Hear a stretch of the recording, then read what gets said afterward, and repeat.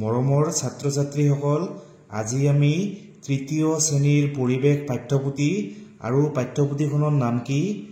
আমাৰ চৌপাশৰ পৰিৱেশ।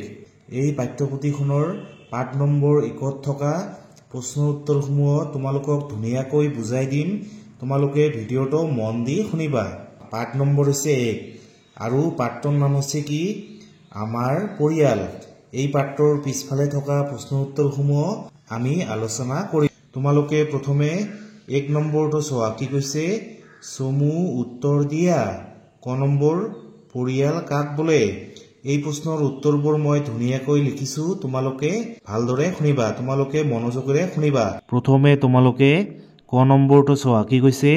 পৰিয়াল কাক বোলে? এই প্ৰশ্নৰ উত্তৰটো তোমালোকে এনেকৈ লিখিবা যে মা দেউতা, তাৰপিছত বাই ভনী, ভাই ককাই আদি সকলোৱে একেলগে মিলা প্ৰীতিৰে থকা একোখন ঘৰেই হৈছে একোটা পৰিয়াল।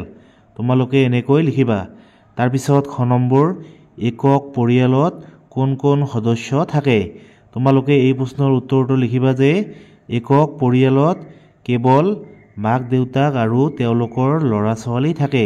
তাৰপিছত গ নম্বৰ, যৌথ পৰিয়ালত কোন কোন সদস্য থাকে? তোমালোকে এই প্ৰশ্নৰ উত্তৰটো এনেকৈ লিখিবা যে যৌথ পৰিয়ালত মাক দেউতাক আৰু তেওঁলোকৰ ল'ৰা ছোৱালীৰ উপৰিও ককাক আইতাক, তাৰপিছত খুৰাক খুৰীয়েক, বৰদেউতাক বৰমাক, পেহী আদি সকলোৱে একেলগে থাকে। মানে যৌথ পৰিয়ালত আমি সকলোৱে একেলগে বাস কৰোঁ, একেলগে থাকোঁ। আৰু একক পৰিয়ালত কোন থাকে? মা দেউতা আৰু তেওঁলোকৰ ল'ৰা ছোৱালী। তাৰপিছত 2 নম্বৰ, কি কৈছে? তলত দিয়া শব্দবোৰেৰে খালী ঠাই পূৰ কৰা। মানে এইবিলাক শব্দৰে এই খালী ঠাইবিলাক পূৰণ কৰিব লাগিব। তোমালোকে প্ৰথমে ক নম্বৰটো চোৱা। কি কৈছে? পৰিয়াল সমাজৰ দেশগোট। তোমালোকে ইয়াত লিখিবা পৰিয়াল হৈছে সমাজৰ প্ৰাথমিক গোট। তোমালোকে এইটো ইয়াত লিখিবা। তাৰপিছত খ নম্বৰ, পৰিয়ালৰ সদস্যসকলৰ মাজত দেশ থাকিব লাগে। তোমালোকে ইয়াত লিখিবা মিলা প্ৰীতি।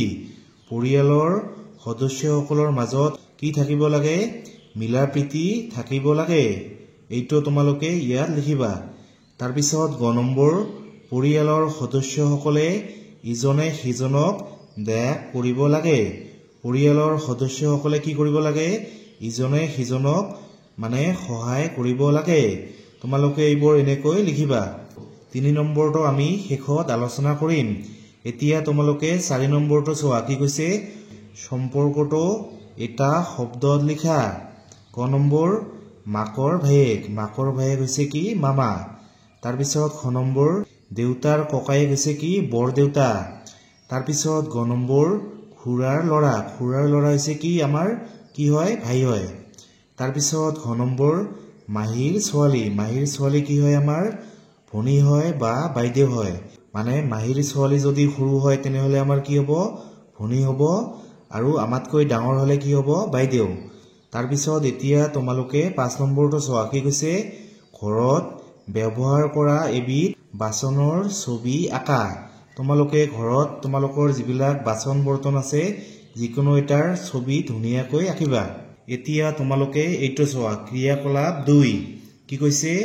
তলৰ ছবিবোৰ চাই নয়নাৰ সৈতে থকা পৰিয়ালৰ সকলো সদস্যৰ সম্পৰ্কবোৰ লিখা। এই ছোৱালীজনীৰ নাম হৈছে কি? এই ছোৱালীজনীৰ নাম হৈছে নয়না। এইজন হৈছে নয়নাৰ কি? দেউতা। আৰু এইজনী হৈছে নয়নাৰ কি? মা। তাৰপিছত এইজনী হৈছে আইতা। এইজনী হৈছে নয়নাৰ ককা। এইজন হৈছে নয়নাৰ ভাই। তাৰপিছত এইজন হৈছে নয়নাৰ কি? খুৰা। এইজনী খুৰী। তাৰপিছত এইজনী হৈছে ভণ্টি। আৰু এইজনী হৈছে কি? পেহী। তোমালোকে এইবোৰ এনেকৈ লিখিবা। তাৰপিছত ক্ৰিয়াকলাপ 3। তোমালোকে এইটো চোৱা। কি কৈছে? তোমালোকে পিন্ধা আৰু মা দেউতা ককা আইতাহঁতে পিন্ধা সাজ পোছাকবোৰৰ নাম তলৰ তালিকাখনত লিখা। তোমালোকে কি কি পিন্ধা তোমালোকে ইয়াত লিখিবা। কি? পেণ্ট চাৰ্ট, তাৰপিছত জেকেট ফ্ৰক এইবোৰ আমি পিন্ধো। তাৰপিছত মা দেউতা ককা আইতাহঁতে কি কি পিন্ধে? চাদৰ, তাৰপিছত ধুতি, তাৰপিছত মেখেলা, তাৰপিছত শাৰী আৰু বহুতো পিন্ধে তোমালোকে এইবোৰ নিজে লিখিবা এতিয়া তোমালোকে ক্ৰিয়াকলাপ 4 এইটো তোমালোকে চোৱা কি কৈছে এইবোৰ তোমালোকে ক'ব লাগিব দেউতাৰ মাক কি হয় আইতা তাৰপিছত মাৰ মাক কি হয় আবু তাৰপিছত মাৰ দেউতাক কি হয় আতা তাৰপিছত দেউতাৰ ভনীয়েক কি হয় পেহী মাৰ ভনীয়েক কি হয় মাহী তাৰপিছত দেউতাৰ ভাইয়েক কি হয় খুৰা আৰু মাৰ ভাইয়েক কি হয় মাৰ ভাইয়েক হৈছে মামা তোমালোকে এইবোৰ এনেকৈ লিখিবা আৰু এইবোৰ মনত ৰাখিবা এতিয়া তোমালোকে 3 নম্বৰটো চোৱা কি কৈছে পৰিয়ালৰ সদস্যসকলে এজনে আনজনৰ আদৰ যতন কেনেদৰে লয় লিখা তোমালোকে এই প্ৰশ্নৰ উত্তৰটো এনেকৈ লিখিবা যে পৰিয়ালৰ সদস্যসকলে ইজনে সিজনক ভাল পায় তাৰপিছত মৰম কৰে সৰুৱে ডাঙৰক শ্ৰদ্ধা কৰে পৰিয়ালৰ সকলোৱে ইজনে সিজনৰ কাম-কাজত সহায় কৰে তোমালোকে এই প্ৰশ্নৰ উত্তৰটো এনেকৈ লিখিবা